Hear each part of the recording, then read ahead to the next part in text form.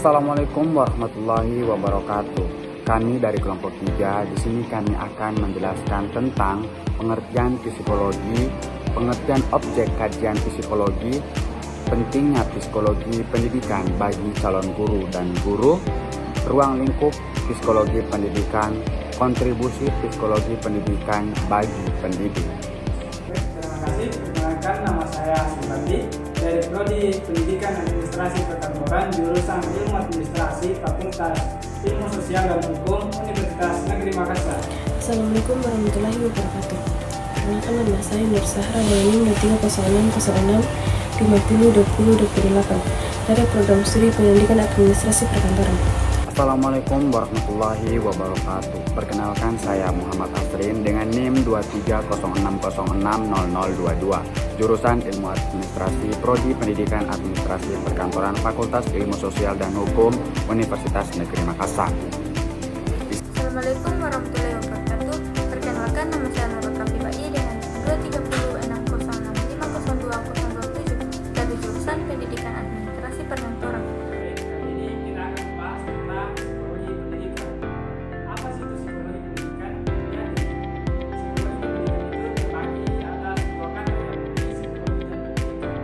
Di mana psikologi itu berasal dari bahasa Yunani, yaitu psikologi yang memiliki tujuan dan fokus pada ilmuwan dan pengetahuan. Jadi, kata psikologi itu berarti ilmu yang mempelajari tentang jiwa atau tentang manusia.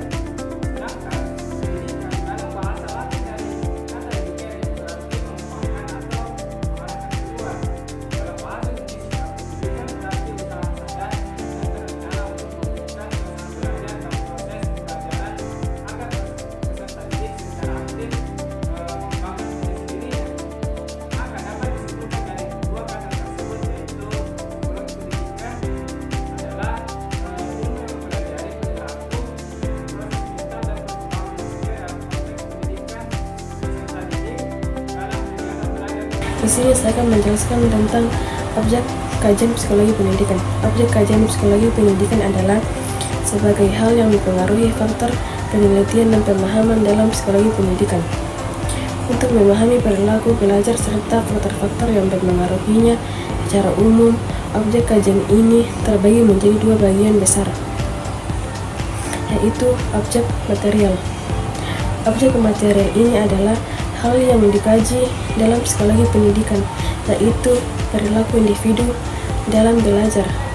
Di sini saya akan menjelaskan psikologi pendidikan penting bagi guru karena memungkinkan mereka untuk memahami karakteristik dan perbedaan individu siswa, menciptakan lingkungan belajar yang positif dan efektif, memilih strategi pembelajaran yang tepat, memotivasi siswa, serta mengatasi masalah belajar dan perilaku siswa.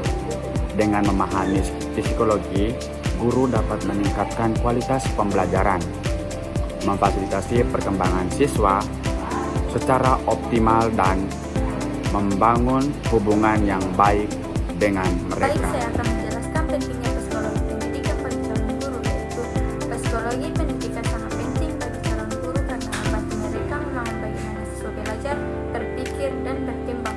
Dengan memahami psikologi pendidikan, calon guru dapat mengembangkan strategi pembelajaran yang efektif, mengelola kelas yang positif, mengidentifikasi kebutuhan siswa, dan meningkatkan kualitas pembelajaran. Psikologi pendidikan juga membantu calon guru menghadapi tantangan dalam proses pembelajaran dan menjadi lebih efektif dalam mengajar. Oleh karena itu, psikologi pendidikan merupakan salah satu aspek penting dalam pendidikan guru yang dapat membantu calon guru menjadi lebih siap dan efektif dalam mengajar. Sekian. Ruang lingkup psikologi bagi pendidikan mencakup berbagai aspek yang berkaitan dengan proses belajar, mengajar, serta pengembangan peserta didik. Secara umum, ruang lingkup psikologi pendidikan dibagi menjadi: pertama, pengetahuan. Guru perlu memiliki pengetahuan tentang metode pembelajaran, strategi pembelajaran, dan masalah khusus dalam pendidikan agar dapat mendukung proses pembelajaran secara efektif. Kedua, pembawaan guru. Gaya penyampaian dan interaksi di guru dalam kelas memotivasi agar siswa aktif belajar. Tiga, proses tingkah laku. Perubahan tingkah laku peserta didik terjadi karena